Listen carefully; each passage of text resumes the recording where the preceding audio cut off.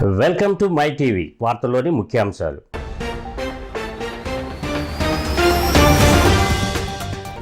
Parliament నూతన భవనంలో ప్రారంభమైన బడ్జెట్ సమావేశాలు, ఉదయ సభలను ఉద్దేశించి రాష్ట్రపతి ముర్ము ప్రసంగం. తెలంగాణలో సమ్మక్క సారక్క గిరిజన యూనివర్సిటీ ప్రారంభం కాబోతుందన్న రాష్ట్రపతి.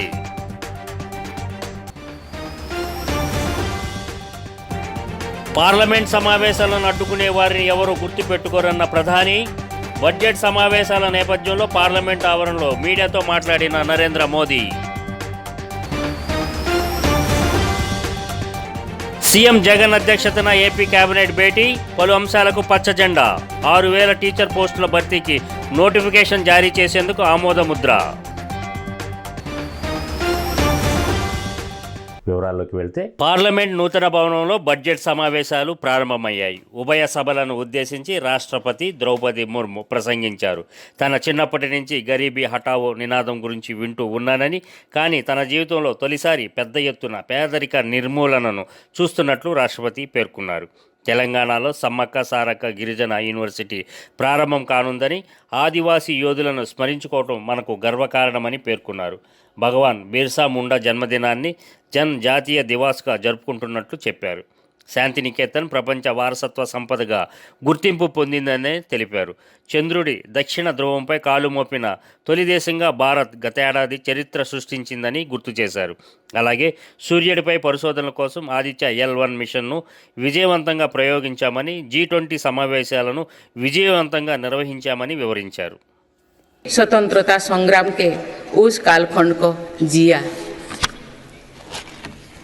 इस उत्सव के दौरान मेरी माटी मेरा देश अभियान के तहत देश भर के हर गांव की मिट्टी के साथ अमृत कलश दिल्ली लाया गया। 2 लाख से ज्यादा शिला फलकम स्थापित किए गए। 3 करोड़ से ज़्यादा लोगों ने 5 प्राणों की शपथ ली। 70,000 से ज़्यादा अमृत सरोवर बने। 2 लाख से ज़्यादा अमृत वाटिकाओं का निर्माण हुआ। 2 करोड़ से ज़्यादा पेड़ पौधे लगाया गया। పార్లమెంట్ సమావేశాలను అడ్డుకునే వారిని ఎవరు గుర్తుపెట్టుకోరని ప్రధాని మోదీ అన్నారు. పార్లమెంట్ బడ్జెట్ సమావేశాల నేపథ్యంలో ఆయన మీడియాతో మాట్లాడారు. ప్రజాస్వామ్యాన్ని అవహేళన చేస్తున్న ఎంపీలు తమని తాము ఆత్మ పరిశీలన చేసుకోవాలని ప్రధాని మోదీ సూచించారు.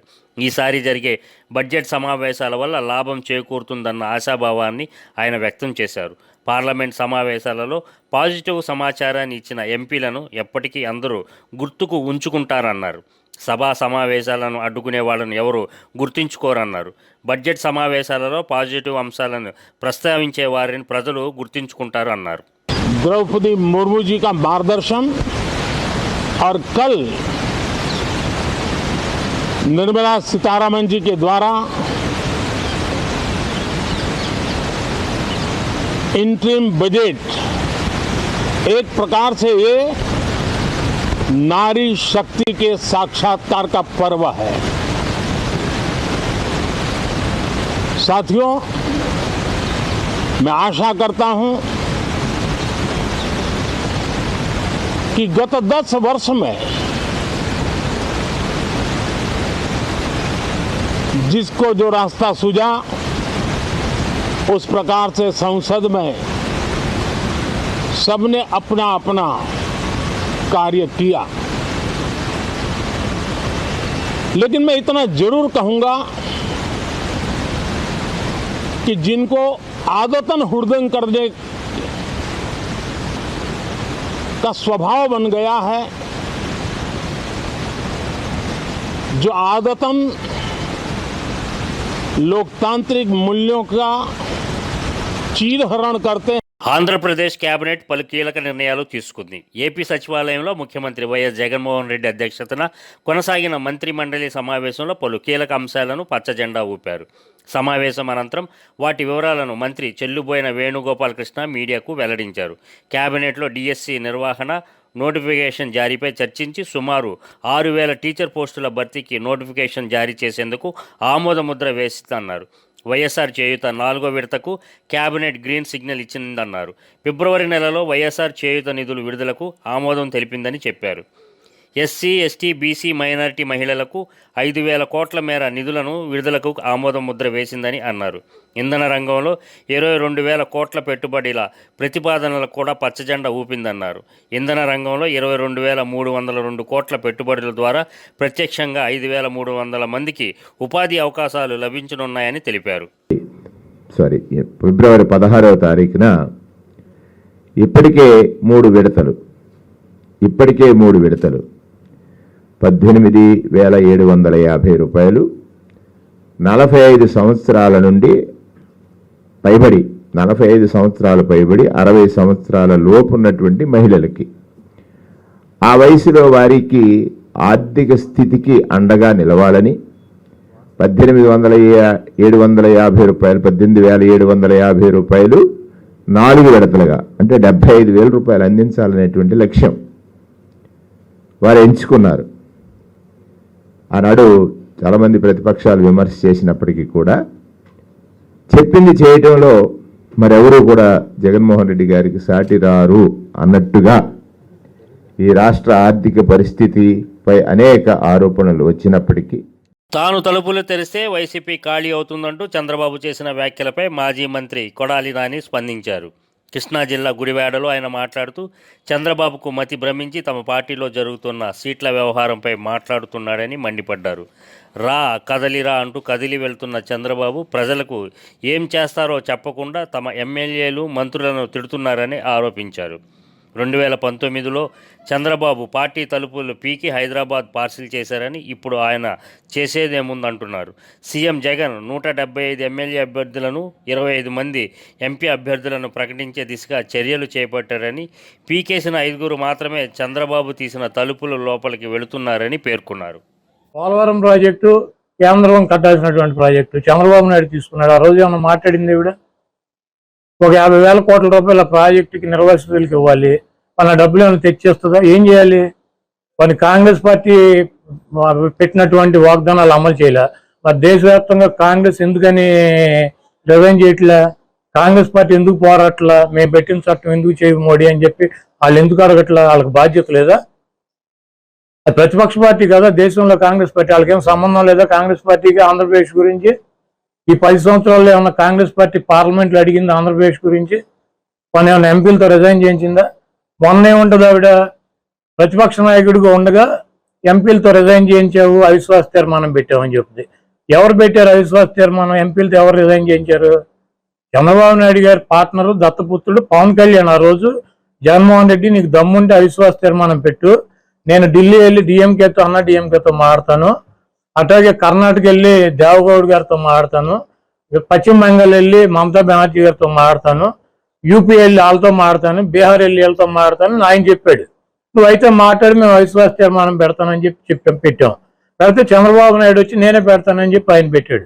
పవన్ కళ్యాణ్ కదా అవిశ్వాస తీర్మానం పెట్టి జగన్మోహన్ రెడ్డి నీకు దమ్ముంటే వాళ్ళందరితో మాట్లాడి నీకు మద్దతు తెలిపిస్తానని చెప్పింది. నువ్వు మాట్లాడు, దమ్ముంటే కాంగ్రెస్ పార్టీతో మాట్లాడు, మోడీ గారి మీద అవిశ్వాస తీర్మానం పెట్టించు. ఉమ్మడి గుంటూరు జిల్లాలో టాప్ సూపర్ స్పెషాలిటీ హాస్పిటల్ అయిన లలిత హాస్పిటల్లో ఐటీ దాడులు జరుగుతున్నాయి. ఇన్కమ్ ట్యాక్స్ ఎగవేతకు పాల్పడ్డారన్న అభియోగంపై ఐటీ సిద్ధమైంది. అదనంగా 100 కోట్ల రూపాయల వ్యయంతో అత్యాధునిక సూపర్ స్పెషాలిటీ హాస్పిటల్ నిర్మాణం జరుగుతున్న నేపథ్యంలో ఐటీ శాఖ దృష్టి సారించింది. ఐటీ అధికారులు బృందాలుగా తనిఖీలు చేస్తున్నారు. తనిఖీలకు ఎలాంటి ఇబ్బందులు లేకుండా సజావుగా తనిఖీలు సాగేందుకు భారీగా ప్రత్యేక పోలీసులు హాస్పిటల్ వద్ద మోహరించారు.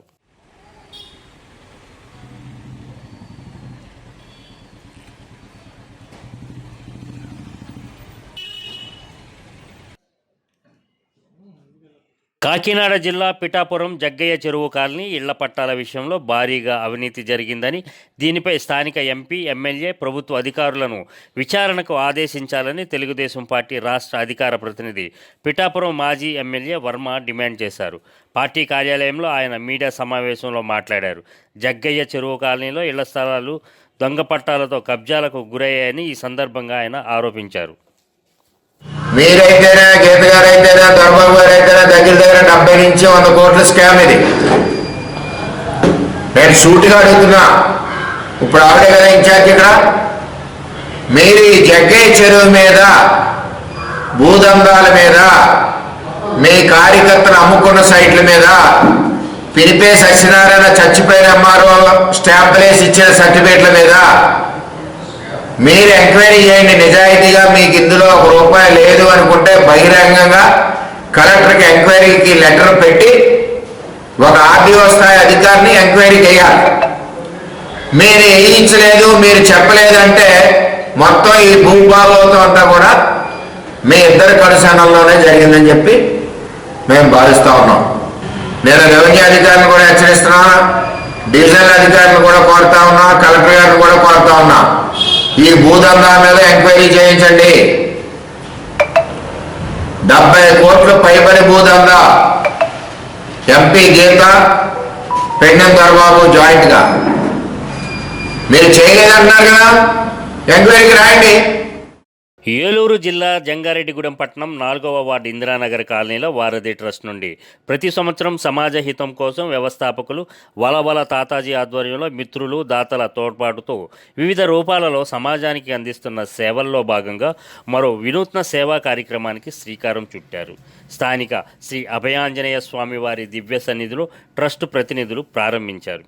విద్యతోనే వ్యక్తిగత ప్రగతి అనే మౌలిక సూత్రం ప్రతిపాదకంగా ముఖ్యంగా బాలికల విద్యకు పేదరికం అడ్డంకిగా మారకుండా ఉండే రీతిలో తమ పరిధిలోని ఎంపిక చేసుకున్న బాలికలకు అండగా నిలిచేందుకు దాతల తోడ్పాటుతో ₹25,000 వారిపై పొదుపు చేసి భవిష్యత్తులో వారి విద్యాభివృద్ధికి అండగా ఉండే రీతిలో అందించేందుకు నడుం బిగించామన్నారు.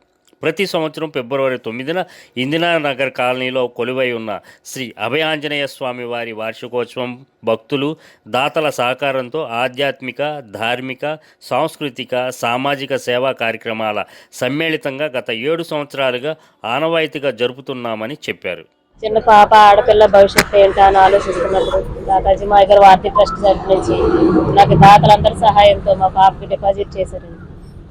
అలాగే చాలా మంది తీసుకోవాల్సిన వాళ్ళు, అర్హత ఉన్న వాళ్ళు చాలా మంది ఉన్నారండి. ఇచ్చే మనసు అందరికీ ఉన్నా, తీసుకునే అర్హత మాకున్నా, మధ్యలో వారధి లాంటి తాతాజీ మాయ గారు లాంటి వారధి ట్రస్ట్ ఉంటేనే ఇలాంటివన్నీ సాధ్యమవుతాయి.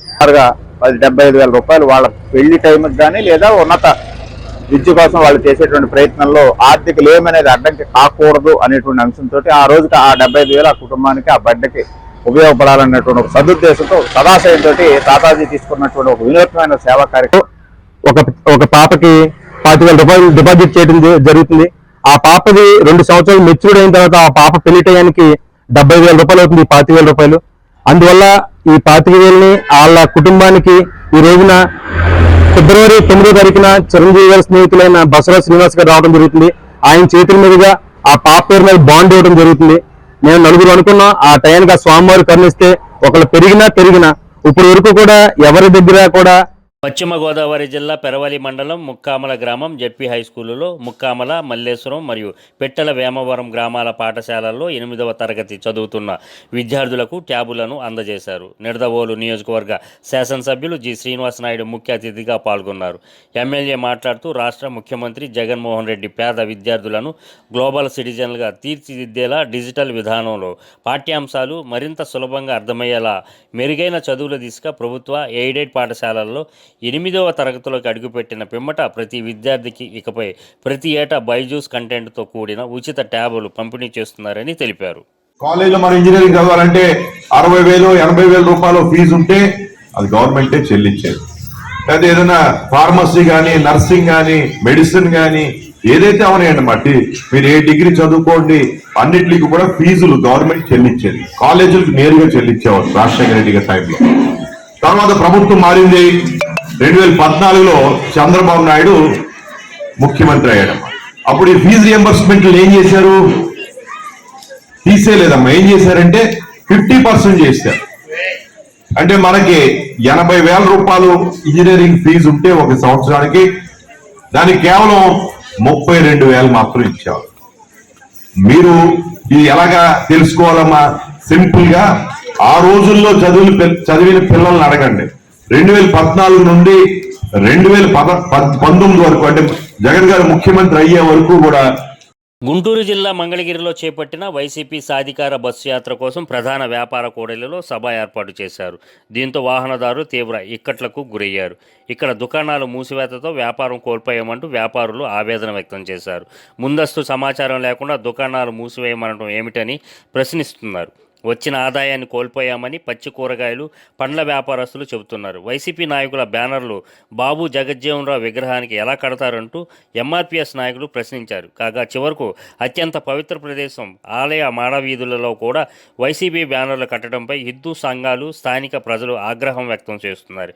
మంగళగిరి పట్టణంలో సామాజిక సాధికార యాత్ర కోసం భారీగా బాణాసంచా కాల్చారు. ఈ శబ్దానికి అక్కడ ఉన్న వాహనాలు, సమీపంలో ఉన్న షాపుల యజమానులు ఇబ్బందులు పడ్డారు. కనీసం బాణాసంచా ఎక్కడ పేల్చాలో తెలియదా అంటూ ఆగ్రహం వ్యక్తం చేస్తున్నారు.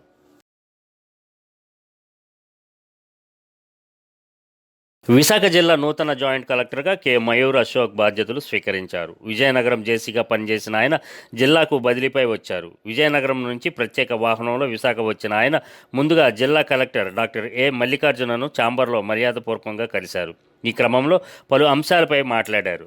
సుమారు గంట సేపు వివిధ అంశాలపై వారిద్దరూ చర్చించారు. అనంతరం జాయింట్ కలెక్టర్ తన ఛాంబర్కు చేరుకొని ఉదయం 11:49 ఫైలుపై సంతకం చేసి బాధ్యతలను స్వీకరించారు. ఈ సందర్భంగా పలువురు జిల్లా ఉన్నతాధికారులు, వివిధ విభాగాల అధిపతులు జేసీని కలిసి పుష్పగుచ్చాలు అందజేసి శుభాకాంక్షలు తెలిపారు. జిల్లా రెవెన్యూ అధికారి కె మోహన్ కుమార్, ఆర్డీఓలు హుస్సేన్ సాహెబ్, భాస్కర్ రెడ్డి, కలెక్టరేట్ ఏఓ ఈశ్వరరావు, సమాచార పౌర సంబంధాల శాఖ సంయుక్త సంచాలకులు వి మణిరామ్, జిల్లా రిజిస్ట్రార్ సృజన, రెవెన్యూ అసోసియేషన్ ప్రతినిధులు, కలెక్టరేట్లోని వివిధ సెక్షన్ల సూపరింటెండెంట్లు, తహసీల్దారులు, ఇతర అధికారులు జేసీని కలిసిన వారిలో ఉన్నారు.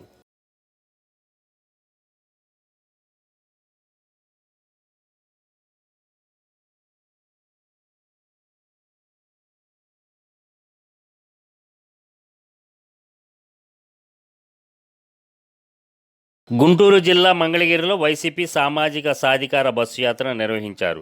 ఈ సందర్భంగా పట్టణంలోని బస్టాండ్ ఎదుట ఉన్న జగజ్జీవనరావు, దివంగత మహానేత వైఎస్ఆర్ విగ్రహాలకు సమీపంలో ఉన్న అంబేద్కర్ విగ్రహంకు పూలమాలలు వేసి నివాళులర్పించారు. అనంతరం పార్టీ నేతలతో కలిసి దేవస్థానం మీదుగా మెయిన్ బజార్ మీదుగా మిద్దె సెంటర్ వరకు పాదయాత్రగా రాజ్యసభ సభ్యుడు విజయసాయిరెడ్డి, ఎమ్మెల్సీలు మురుగుడు హనుమంతరావు, హఫీజ్ ఖాన్, మాజీ ఎమ్మెల్యే కాండ్రు కమల, మంగళగిరి ఇన్ఛార్జి చిరంజీవిలతో పాటు పలువురు రాష్ట్ర, జిల్లా నియోజకవర్గ నేతలు పాల్గొన్నారు.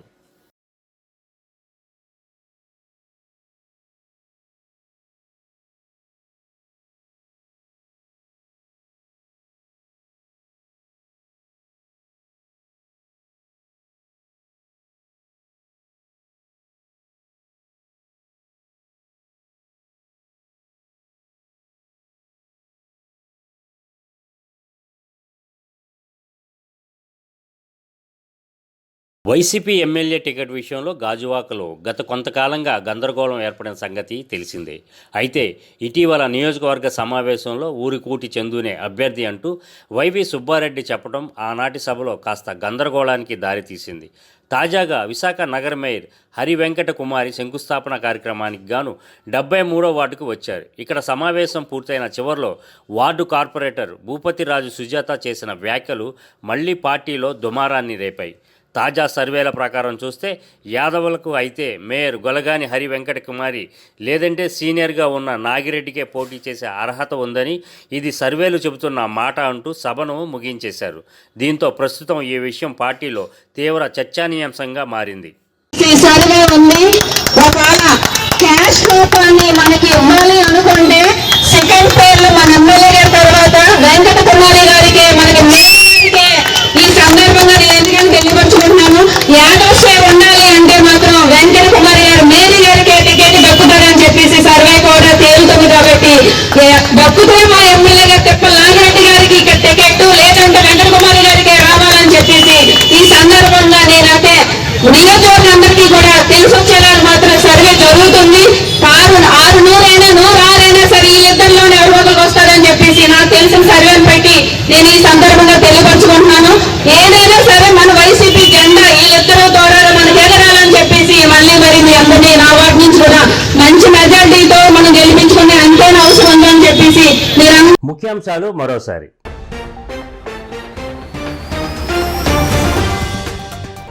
పార్లమెంట్ నూతన భవనంలో ప్రారంభమైన బడ్జెట్ సమావేశాలు, ఉదయ సభలను ఉద్దేశించి రాష్ట్రపతి ముర్ము ప్రసంగం.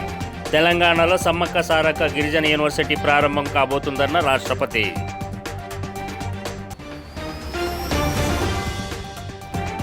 పార్లమెంట్ సమావేశాలను అడ్డుకునే వారిని ఎవరూ గుర్తుపెట్టుకోరన్న ప్రధాని. బడ్జెట్ సమావేశాల నేపథ్యంలో పార్లమెంట్ ఆవరణలో మీడియాతో మాట్లాడిన నరేంద్ర మోదీ. సీఎం జగన్ అధ్యక్షతన ఏపీ కేబినెట్ భేటీ, పలు అంశాలకు పచ్చజెండా. 6,000 టీచర్ పోస్టుల భర్తీకి నోటిఫికేషన్ జారీ చేసేందుకు ఆమోదముద్ర. ఈ వార్తలు ఇంతటితో సమాప్తం. మరో బులెటిన్లో మరలా కలుద్దాం. అంతవరకు సెలవు.